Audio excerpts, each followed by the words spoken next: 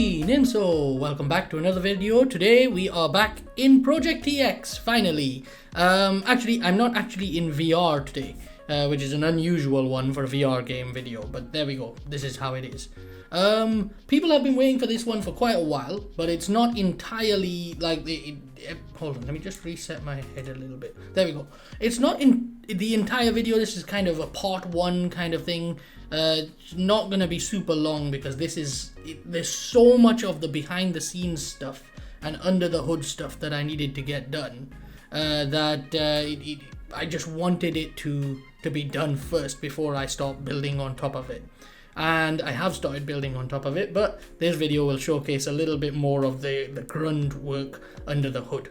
And yeah, so let's get into NPCs. What we're looking at in the actual scene is not going to be very complicated. It's just going to look very simple and not stuff that you're used to here. But let's have a look at it very quickly.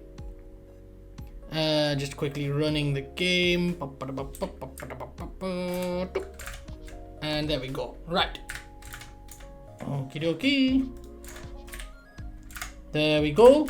And what we're looking at here is just an NPC following this ball, right? So this is just a target ball. This NPC here is an actual full ragdoll. Now, let's talk a little bit very quickly about how ragdolls are built in VR physics, right?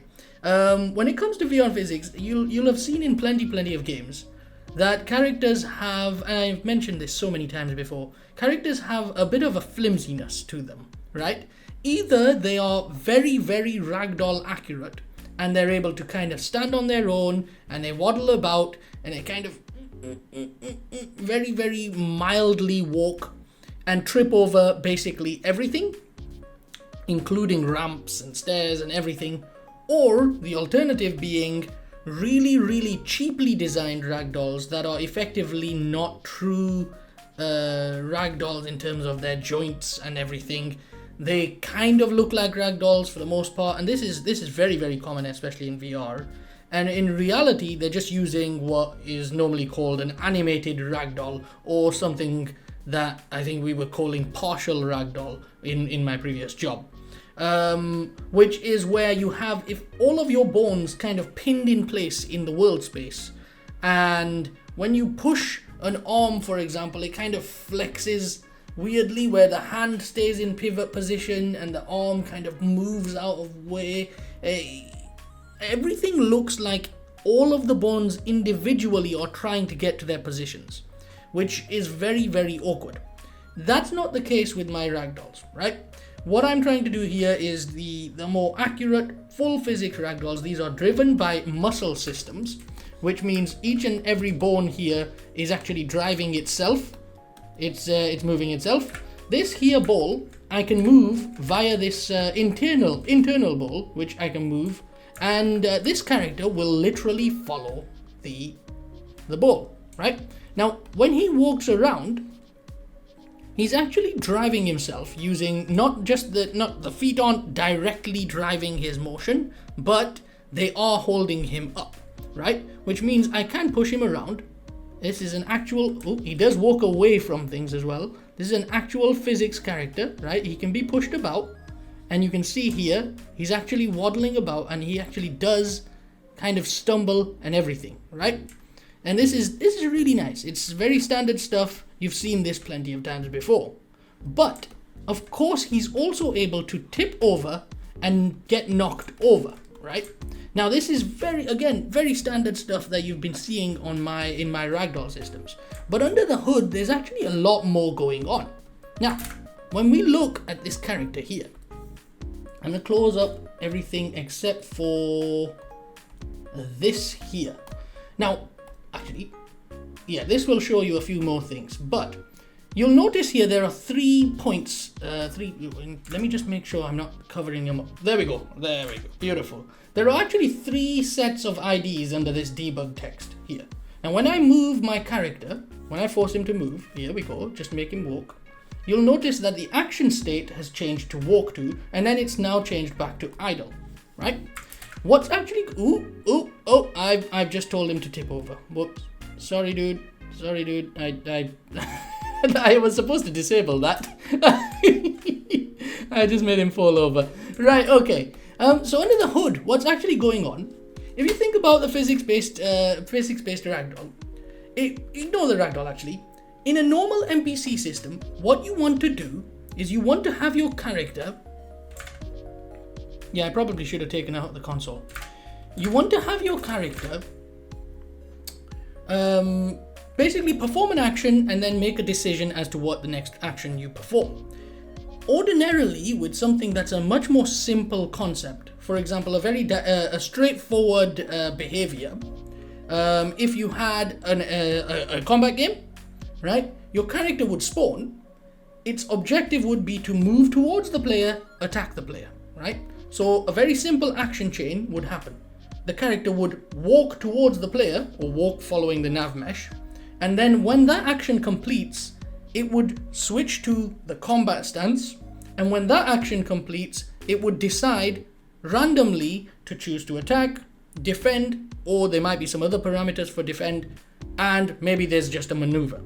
These are very, very simple maneuvers and simple actions, and the action chain itself can kind of decide what to do. But in reality, what if you had a situation where you wanted to use the walk to action, but instead of switching to a combat stance, you want the character to just stand around. So for example, if I press one of these buttons, which of course I'm gonna have to do physically because they're made for the character to push down, I'll push that button there, and that actually switches him into a different behavior, which is walk around, right? So now he's in the wander state. I'm gonna hide this ball here. And now he's in his wander state, where he's just wandering around in this area. And what he's actually doing under the hood is switching from idle to walk action. But how is it making a decision then? Because the walk to action will then make a decision as to where to go, right? And what I did is I wanted to separate the decision-making process from the actions themselves. And that's why when you look over here, you see that the character has not only a physical state, which I'll explain in a moment, the action state, which is the actual idle and walk to, and then the goal. The goal is a separate state machine. To explain what a state machine does, it's a very, very simple thing. A state machine is simply a machine that it is a finite state machine, right? Where you have a finite number of states that an object can transition to, and each state can transition to another state.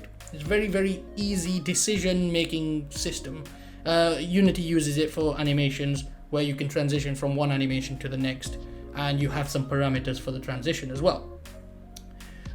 So we use a state machine regularly for handling NPCs in any regular game, even non-VR, even non-physics, where you just want the character to switch between actions, and there you go, you use a state machine. What I've done is I've duplicated that, and I've used a secondary state machine for handling the goal, right?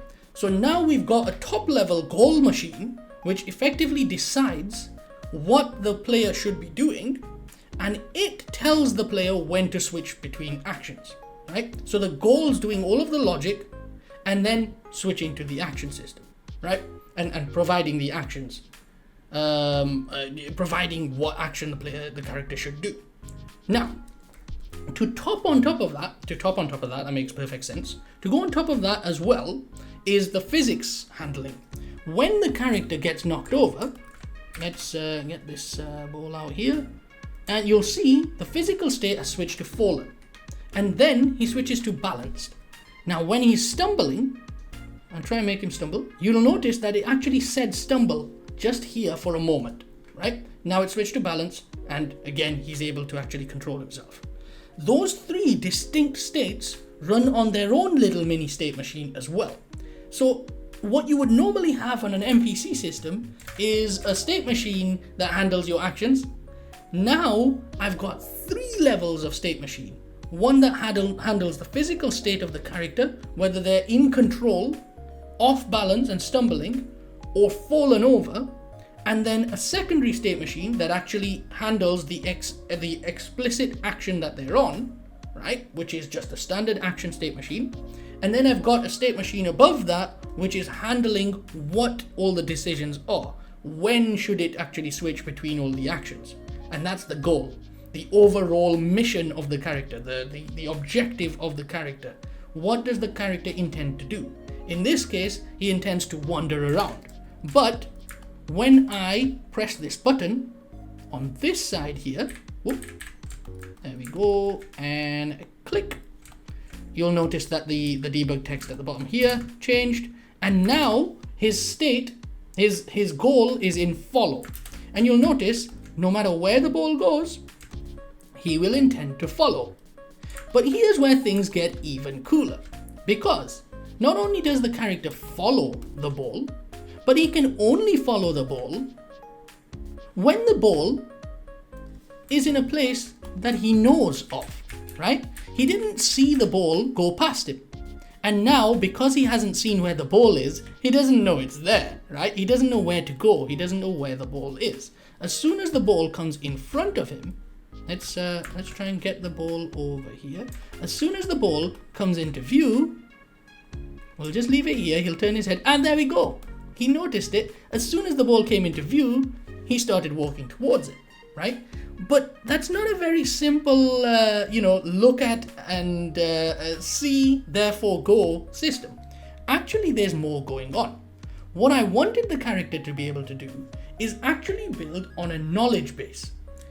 What's going on here in reality is he sees the ball, and that adds a new piece of knowledge to the knowledge system here. He has what I've called a memory time. That's the length of time before where the item has to be is not seen, where he will forget that the object exists. The knowledge base is actually built on a memory, a set of memories that are generated upon seeing the object. So this is another complex system under the hood that's always going on. You'll notice there's a little text here which is called breathing space. That's nothing to do with the object. As he moves very close to the object, he'll actually move away.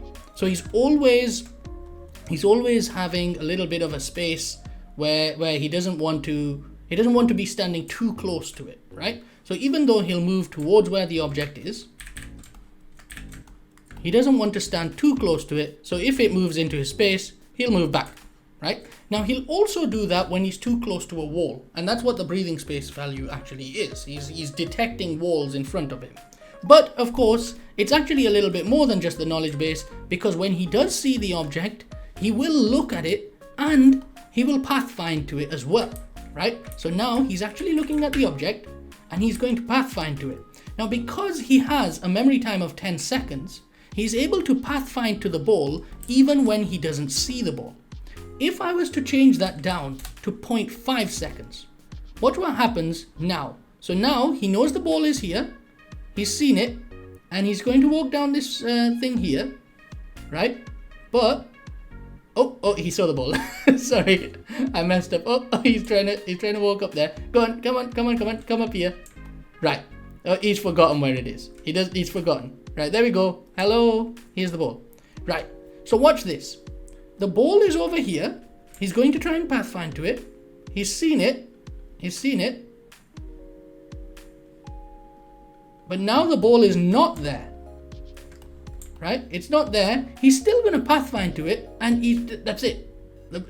Where's the ball gone? Right, he was trying to pathfind to where the ball was, even though he couldn't see it, because he remembered where it was, right?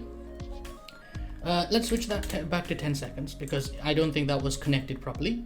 But the other thing is that obviously he actually pathfinds to where he remembers the ball being.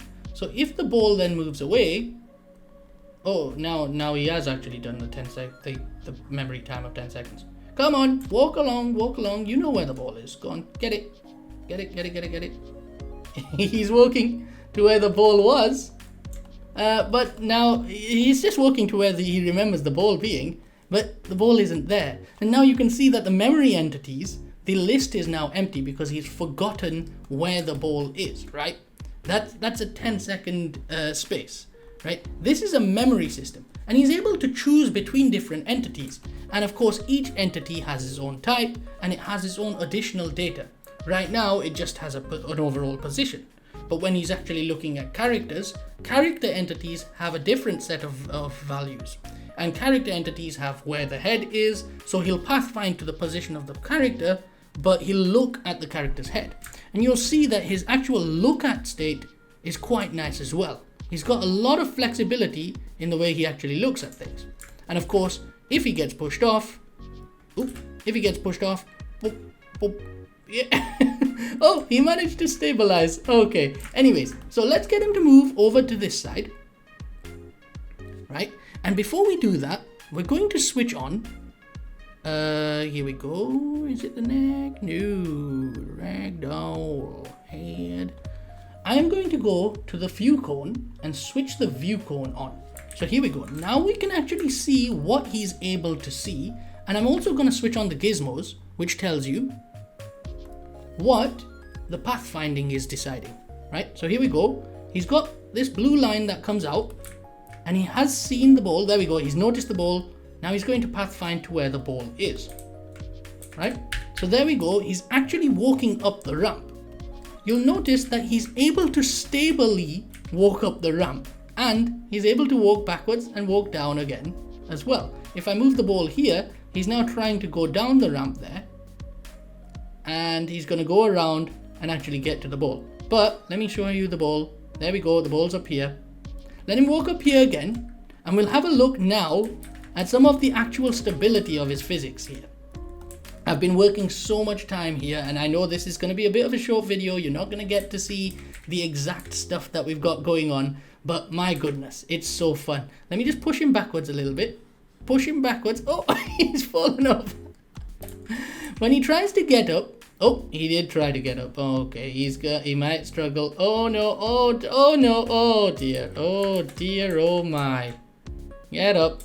And now he's forgotten where the ball is. It was actually more than 10 seconds. If the ball just pushes him behind there, he'll just get pushed about. Boom, boom. Oh, I love knocking NPCs about. Right, so here's another thing I wanted to talk about as well. Let's talk a little bit about the physics. The actual physics of the character, when he's actually balancing, is actually more than just a simple upright check, right? It's actually checking the matching value of how close he is to what he wants to be doing, right? So in terms of his overall tilt, he's trying to match a certain value. And that means that when he's getting up, he's able to still constantly check whether he needs to fall over again, right? He checks his balance even though he's kind of tilted sideways.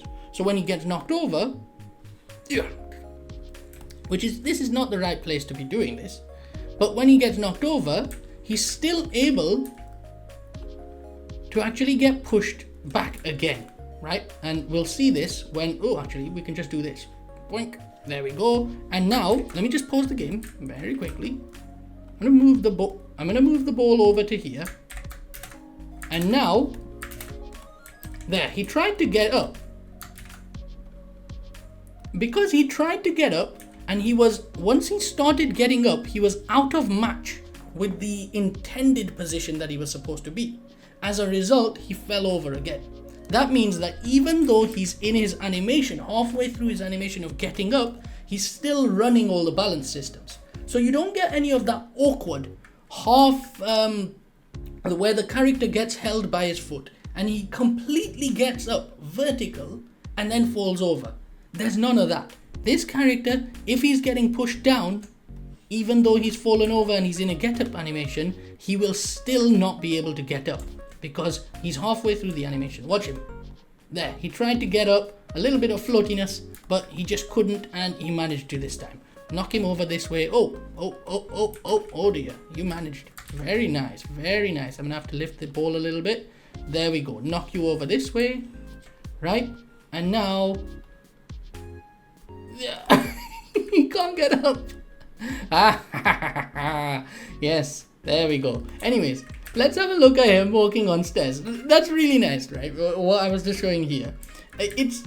Most people who haven't played VR games with physics characters won't understand how frustrating it is that they are just able to fully complete a get-up animation when you're trying to hold them down or when you're holding them by the leg, right? It's absurd that they're able to just get up anyway, right? Here we go. Let's have a look at how well he handles stairs. You've noticed that he's able to stumble around, right? Brilliant. And remember, he's 100% physics at all times, full ragdoll muscle driven system. And look at him now. He lifts his feet higher and is able to fully walk up the stairs. And of course, he's able to walk backwards as well. He doesn't fall over. He doesn't fall over the stairs unless you push him backwards a little bit. Oh, you managed it. Oh, there he goes. Oh, I love it. I flippin' love it, right? You'll notice that when he tried to get up there, because he was still on the stairs, he did actually stumble backwards again, right? So again, let's see this again. Bang, knock him backwards, and he's in stumble. Oh dear, oh my. Okay, there we go. He's able to get up. He's stumbling a little bit upwards the stairs, up the stairs, right? And you can see here there's some steeper stairs, which I'm gonna let him walk to. So here we go. Come down here, right? And again, he's able to handle stairs beautifully, right? In fact, let's get his view cone. No, you know what? We'll leave the view cone. Oh shoot. Yeah, I pressed undo. Unity has some real trouble with undos. I don't know why. When you're running physics, Unity does not like undos. Okay, we're not gonna do that. We're not gonna Oh dear. Come on, dude. Let me switch on your view cone again. Oh, you know what? No, yeah, I do want to see where the... Oh, he's fallen over. Why did you fall over? Oh, I think it's because I switched the view cone on. He got knocked over.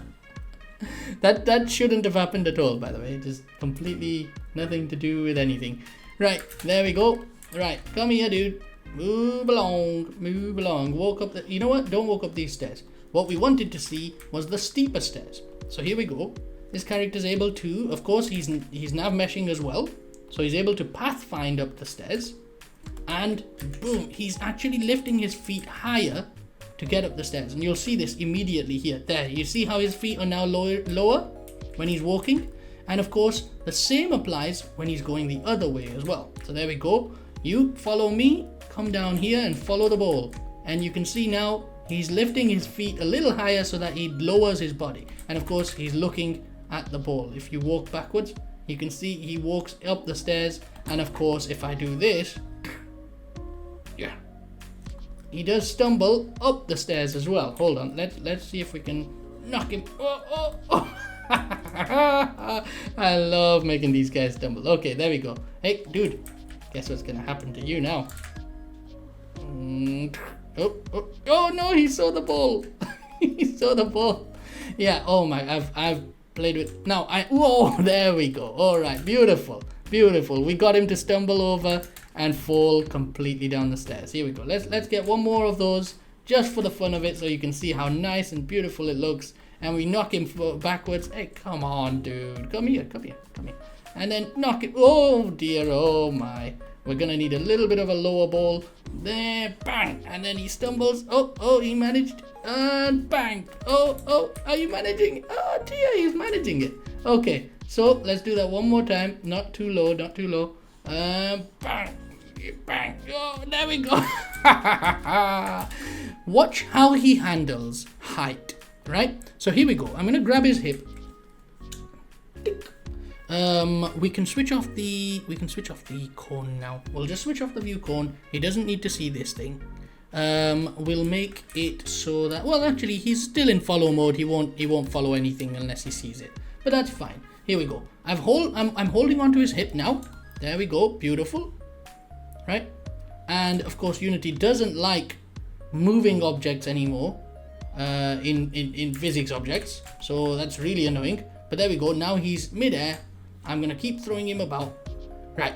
So here's what we have. When we rotate him, you can see that he's viewing the world. He's not happy about it. Watch what happens as soon as I release him. Right? He's very aware of velocity and motion. 1, 2, 3. Oh, now he gets up. Okay, yeah, and he's seen the ball as well. So there we go. We're going to move you this way again. There we go. Yeah, Unity does not like moving this dude while he is in play mode. But there we go. We're going to lift you right up. We're going to lift you right up. Your arms are going to be a little bit shattered. Don't worry about it. Come on, come on. We'll rotate you. You'll get your arm back. Don't worry. There we go. Come on, get your arm back. There we go. Right, let's watch this happen. So here we go. I'm going to tilt him forward a little bit. And a 1, and a 2, and a squiddy diddly. Do. What?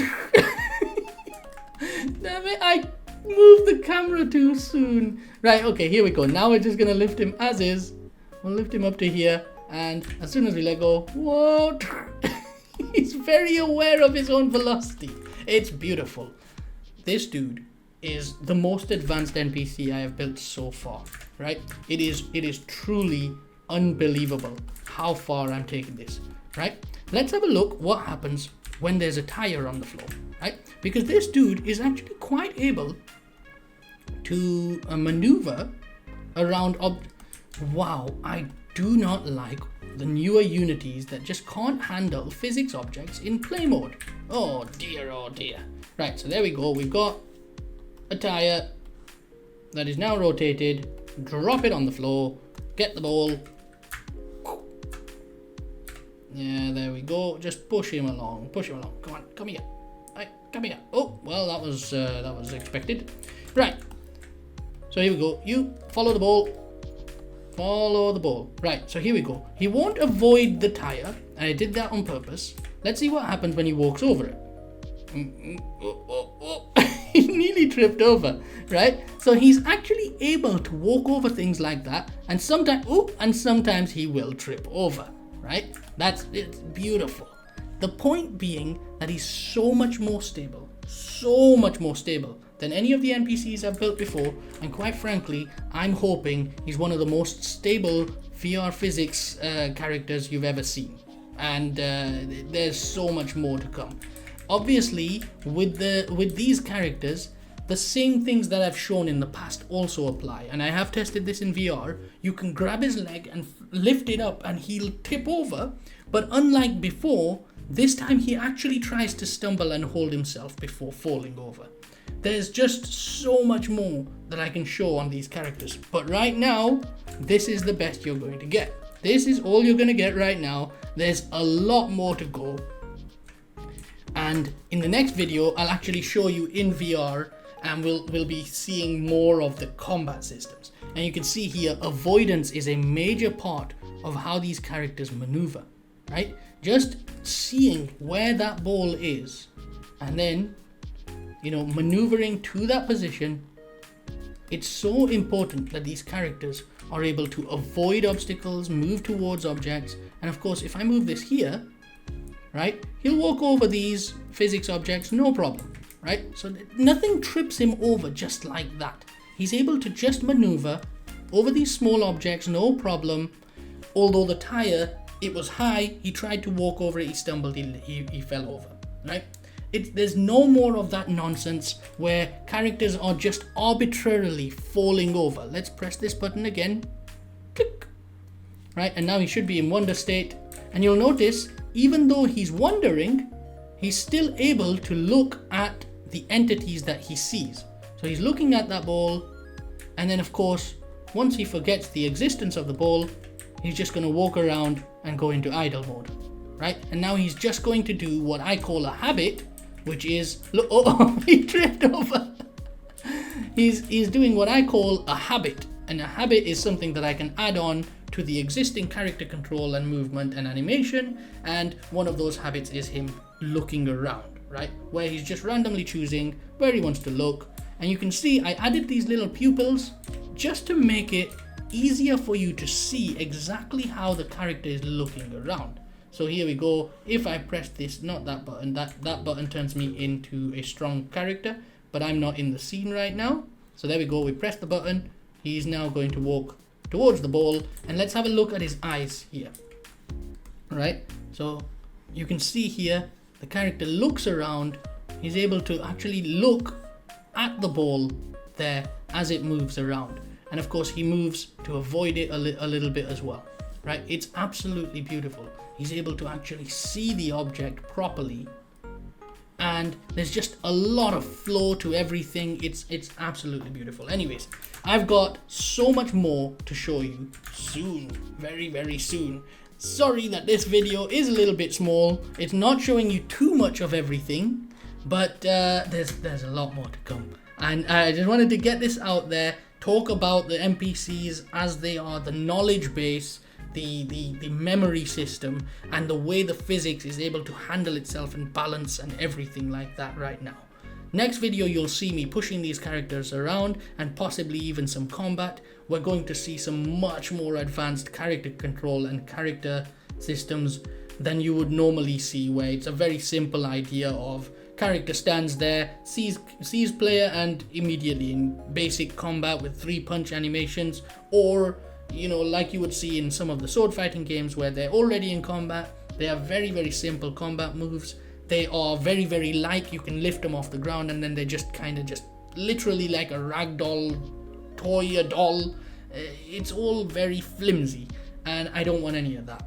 In this game, you try and push a character over, you'll see that it doesn't play out so easily, right?